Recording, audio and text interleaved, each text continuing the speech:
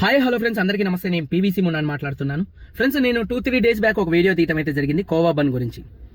నేను తీసాను, వీడియో పెడదాం అనుకునే లోపే చాలా వీడియోస్ వస్తూ ఉన్నాయి. ఇన్స్టాగ్రామ్స్ కానీ, అలాగే యూట్యూబర్స్ కానీ, అలాగే చూసుకున్నట్లయితే యూట్యూబ్ లో ఉన్నటువంటి జర్నలిస్టులు కానీ చాలా మంది వీడియోస్ తీశారు. ఏది వలీ గారికి సపోర్ట్ చేస్తూ, కోవా బన్ అమ్ముకునే వలీ గారికి సపోర్ట్ చేస్తూ వీడియో తీశారు. అలాగే తెలంగాణలో ఉన్నటువంటి మన తెలుగు జర్నలిస్టులు వెళ్ళి కర్నూలు వెళ్ళి అతని వీడియోస్ తీసి వలీ గారి అతనికి సపోర్ట్ చేస్తూ అతనికి కొంత ఆర్థిక సహాయాన్ని అయితే అందించారు. చాలా అంటే చాలా సంతోషంగా ఉంది. ప్రతి ఒక్క హిందూ, ముస్లిం, అలాగే క్రిస్టియన్ యూట్యూబర్స్, ఇన్స్టాగ్రామర్స్, ఫేస్బుక్ లో ఎవరైతే ఉన్నారో సపోర్ట్ చేస్తూ వీడియో చేసిన వాళ్ళందరికీ కూడా పేరు పేరున నా కృతజ్ఞతలు. చాలా సంతోషంగా ఉంది, చాలా సంతోషపడుతున్నాను. ఎందుకంటే మన భారతదేశంలో ఉన్నటువంటి ప్రతి ఒక్క క్రిస్టియన్, అలాగే ముస్లిం, అలాగే హిందూ, ఈసాయి అందరూ కూడా కలుపుకోగలుగా అన్నతమ్ముల లెక్క ఉండాలనే మనసు నాదండి. అందరూ హ్యాపీగా ఉండాలనే కోరుకునే వ్యక్తిలో నేను ఒకనమాట. చాలా హ్యాపీగా అయితే ఉంది. అందరూ కూడా సపోర్ట్ చేస్తూ వీడియో చేస్తే పలానా యూట్యూబర్ ఎవరైతే ఉన్నారో కోవా బన్ వలీ దగ్గరికి వెళ్ళి ఆయన కంగారు పెట్టి, ఆయన చికా చేసి, నానా చికా చేసి, ఆయన బండ్లు అమ్మితే ఆ బండ్లు ఇట్లా పడేసి హేళన చేసిన, ఆయన బిజినెస్ ని హేళన చేసిండండి. చాలా బాధ అనిపించింది ఆ వీడియో. అదే యూట్యూబర్ కి ఇంకొక సంతోష్ అనే అన్నయ్య ఫోన్ చేసి, ఏంది నువ్వు అలా వీడియో తీయడం కరెక్ట్ కాదు, నీ చేతిలో ఉన్న మైకు ఆమెకి ఎందుకు ఇచ్చావు అది ఇది అని అడిగితే, అన్న నా పర్మిషన్ లేకుండా నీ యూట్యూబ్ ఛానల్లో ఈ వీడియో పెడితే బాగోదని ధమ్కి ఇస్తాను. అతని వీడియో ఇతను పెట్టకూడదు, ఇతని వలీ వీడియో మాత్రం ఆ యూట్యూబర్ పెట్టచ్చా? ఎంతవరకు కరెక్ట్ అండి ఇది? ఏదన్నా ఫుడ్ విషయంలో తప్పుంటే ఫుడ్ సేఫ్టీ ఆఫీసర్లకి సమాచారం ఇవ్వాలి, అంతేగాని ఆయన చట్టాన్ని ఇతని చేతిలో తీసుకొని చేయకూడదండి. ఇది కరెక్ట్ కాదు. ఇప్పుడు కూడా ఇంకొక వీడియో చూశానండి.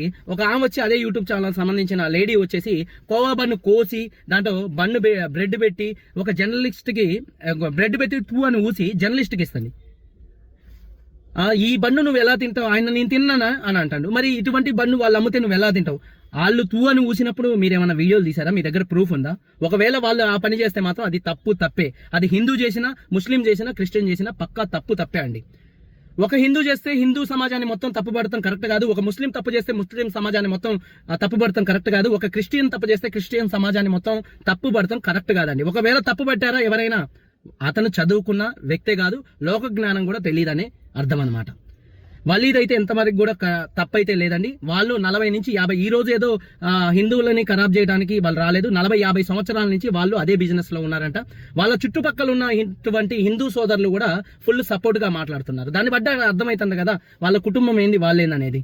అలాగే జర్నలిస్ట్ మీద కూడా ఇప్పుడు అన్ని కూడా బయటకు వస్తా ఉన్నాయి. ఈయన బ్యాక్గ్రౌండ్ ఏంది, ఈయన ఎంతవరకు ఎంతమందిని మోసం చేసింది, ఏం చేసింది అనేది ఈయన కూడా బయటకు వస్తా ఉన్నాయి. వాళ్ళది కూడా బయటకు వస్తుంది. అక్కడ ఎవరు మంచోళ్ళు ఎవరు చెడ్డోళ్ళు అనేది తెలుస్తుంది. సమాజంలో మాట్లాడాలి అంటే చాలా ఉన్నాయండి. చదువుకున్న వ్యక్తులు ప్లీజ్ అండి బయటికి రావాలి. చాలా ఉన్నాయి.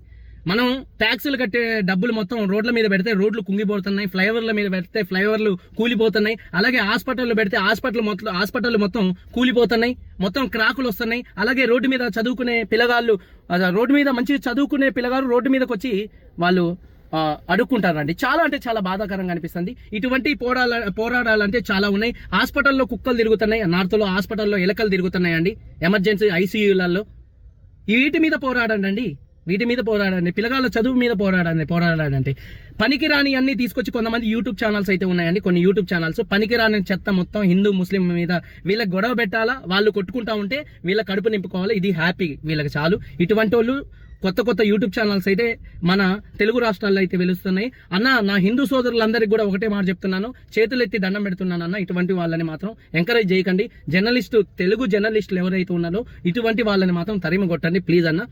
ప్లీజ్ రిక్వెస్ట్ చేస్తున్నాను. హిందూ సోదరులందరికీ కూడా రిక్వెస్ట్ చేస్తున్నాను. నేను ఒక ముస్లింని, నా హిందూ సోదరులందరికీ కూడా సపోర్ట్ చేస్తూ ఉంటాను. నేను ఒక ముస్లింని, నా హిందూ సోదరులందరూ బాగుండాలి అనుకుంటాను. నేను ఒక ముస్లింని, నా క్రిస్టియన్ సోదరులందరూ బాగుండాలి. సమాజంలో ఉన్న ప్రతి ఒక్కళ్ళు కూడా సుఖ సంతోషాలతో ఉండాలని కోరుకునే వ్యక్తిని నేను. ఒకవేళ నేను తప్పు చేస్తే, ఒకవేళ నేను తప్పుగా అనుకుంటే పైన భగవంతుడు అనేవాడు ఉన్నారు, శ్రీరాముడు గాని, అల్లా గాని, అలాగే జీసస్ గాని ఉన్నారు, నాకు తగిన శాస్తి చేస్తారు. నేను ఎన్నో చర్చులకి, అలాగే చూసుకున్నట్లయితే రామ మందిరాలకి, అయోధ్యలో ఉన్నటువంటి రామ మందిరానికి కూడా నేను చందా ఇచ్చానండి. అలాగే చూసుకున్నట్లయితే మా పాల్వంచలో ఉన్నటువంటి మా నాన్నగారు పుట్టిన ఊరైనటువంటి అక్కడ ఉన్నటువంటి రామ మందిరానికి, అలాగే చూసుకున్నట్లయితే మసీదులకు కూడా నేను సంపాదించిన సంపాదనలో నెలకి 10 నుంచి 15 వేల రూపాయలు క్యాన్సర్ వచ్చిన వాళ్ళకి, లేకపోతే ఏదైనా ఆర్థిక సహాయం కావాలి, వాళ్ళ ఇంట్లో ఏదైనా వాళ్ళు ఫొటోస్ పెడితే ప్రూఫ్స్ తో నేను ఫొటోస్ పెడితే మాత్రం ప్రతి నెల నేను 10 నుంచి 15 వేల రూపాయలు ప్రతి ఒక్క మందిరానికి కానీ, లేకపోతే కొత్తగా కట్టే మందిరాలకు కానీ, అలాగే చూసుకున్న చూసుకున్నట్లయితే చర్చిలకి, అలాగే మసీదులకి, అలాగే చూసుకున్నట్లయితే వాళ్ళ ఆర్థిక పరిస్థితి బాగలేకపోయినా, యాక్సిడెంట్ అయినా అటువంటి వాళ్ళకి డబ్బులు ఇస్తూ ఉంటానండి. ఇదండి మంచితనం అంటే, ఇలా ఉంటుంది. కాకపోతే నా గురించి నేను గొప్ప చెప్పుకోకూడదు, కానీ సమయం వచ్చిందని చెప్తున్నాను. ఒకవేళ నేను తప్పు చెప్పుంటే పైన భగవంతుడు చూస్తారు ఇది కరెక్టా కాదా అనేది. మనం అందరం కలిసిమెలిసి, హిందూ సోదరం కలిసిమెలిసి ఉండాలి. ఒకటి, పోరాడటానికి చాలా ఉన్నాయి. సమాజంలో చాలా చెడులు జరుగుతున్నాయండి. మన కట్టే ట్యాక్సులు అన్ని వృధా అయిపోతున్నాయి. రూపాయి విలువ తగ్గిపోతుంది, అలాగే డాలర్ విలువ పెరిగిపోతుంది. అన్ని దేశాలు అభివృద్ధి పదంలో ముందుకెళ్తున్నాయి. అంతా కూడా మంచిగా ఉందండి. అలాగే చూసుకున్నట్లయితే గాలి కాలుష్యం, ఎటువంటి నీటి కాలుష్యం లేదు మన దేశంలో. అసలు లేదంటూ ఏది లేదు, అన్నీ ఉన్నాయన్నమాట కాలుష్యాల్లో. వీటి మీద పోరాడితే చాలా బాగుంటుంది. ఏదన్నా తప్పుగా మాట్లాడుంటే క్షమించండి, నేను ఏది తప్పు మాట్లాడలేదని అనుకుంటున్నాను. కాకపోతే తప్పు మాట్లాడుంటే క్షమించండి. మీరందరూ బాగుండాలని మనస్ఫూర్తిగా కోరుకుంటూ మీ తమ్ముడు PVC మున్నాని. అందరూ బాగుండాలి. అందరికీ బాయ్. జై హింద్.